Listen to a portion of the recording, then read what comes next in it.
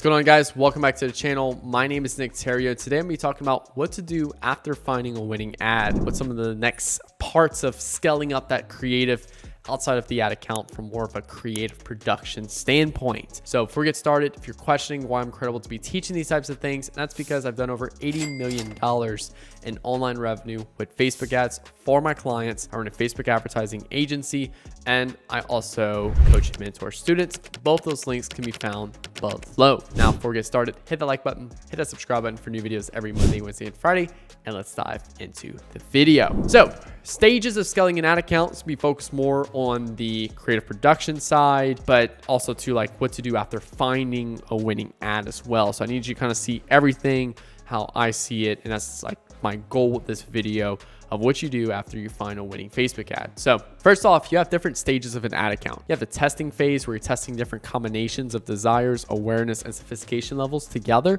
to ultimately find your dominant messaging. Now, if you're new to the channel, desires is what people want. Awareness levels is how close or how far they are to your product as a solution. And then market sophistication is how many products like yours they've seen already before yours.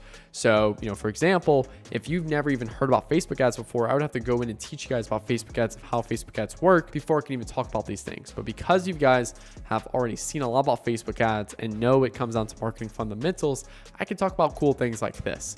That's a simply good example of market sophistication. Now, in this testing phase, you're gonna try a lot of different ad combinations based off your research. Your research drives everything.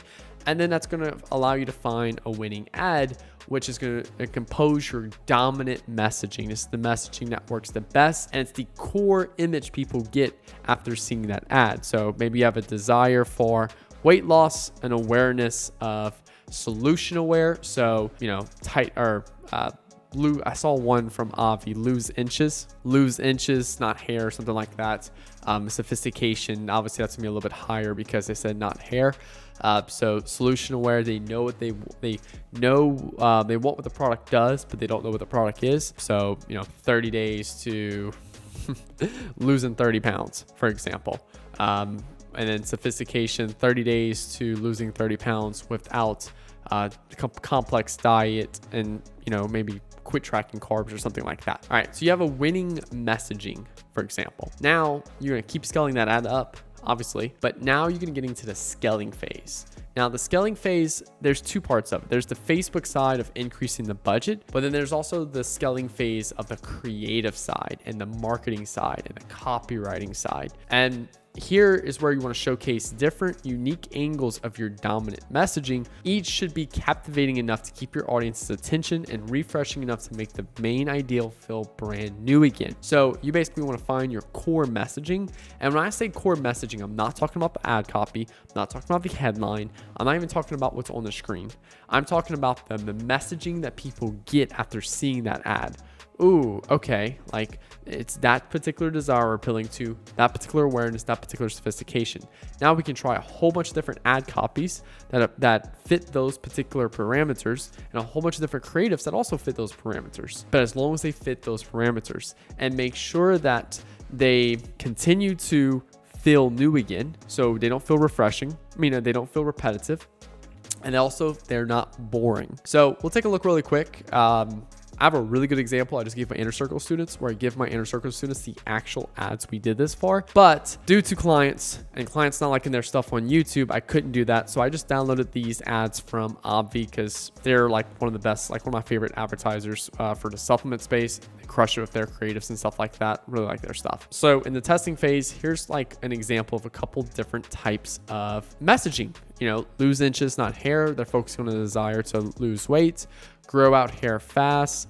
They're talking about the desire to, just improve your hair, grow out the hair, and then tighten loose skin is the desire for, again, tighten loose skin. They're really just calling out the desires, honestly, in the headline itself.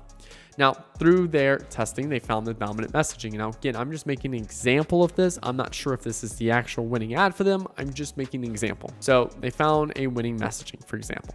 Then from there, they go into the scaling phase. And the scaling phase, this is where we create completely new ads around that. Now, they did a lot of photo ads around it, but I would also do some UGC ads. I would also test some very different hooks with the tighten, loosen skin. So for example, tighten, loosen skin, tighten, loose skin for under $1 a day. You can also test some other ads specifically around this that still have that same tighten, loosen skin, tighten, loose skin, but in very different ways they say it, which again, just makes it feel new again. You know, how I tightened my loose skin in 30 days, and it's like a testimonial video, you know, how I really nipped up this loose skin on me. I don't really know, a couple different ways you could say it, but you can see also too, from a creative standpoint, they're very different creatives. Now, I would continue to create very different things like this to continue to keep that messaging alive. And yeah, that's basically it. So you find your testing, you test a lot of different things, all based off research. That's the key thing. A lot of people get the testing wrong because they don't do it off research. They just do it because they think it's a good idea. And then they find that winning dominant messaging. Here you go. And then they scale it up by creating a lot of unique things around it that doesn't feel boring and does not feel repetitive. So I'll show you guys an ad account really quick. This is one of our accounts right here. This bottom one right here with $60,000 in spend. This is all through February 1st to July 24th. This was the first ad we found from this process right here for this particular account. And then over this period of time, we've launched 1, 2, 3, 4, 5 different ads. I think 2 were videos, 2 were photos that all did not feel repetitive and did not feel boring and were never the same thing, but had the same dominant messaging. We spent about $723,000 on these couple ads right here. They're still all active February 1st to July 24th, 2023 with a $33 CPL. Target for this account's $35. So we're actually doing $2 cheaper, which means more money in the client's pocket. And we're doing like a 5x ROAS on that $723,000 right there. So yeah, we still made the client a cool 3.5 million? No, 2 point something million dollars. 2.1 like million dollars right there over February 1st to July 24th, 2023. So hopefully this, guys, helps you out, solves a lot of your creative issues. I know a lot of people that run into this roadblock consistently, and hopefully it helps you out. So if you have any questions, drop them below in the comments. I'll do my best to answer them for you. Hope you have a great rest of your day. Thank you for watching. Hit the like button, hit the subscribe button. I'll see you guys later. Peace out.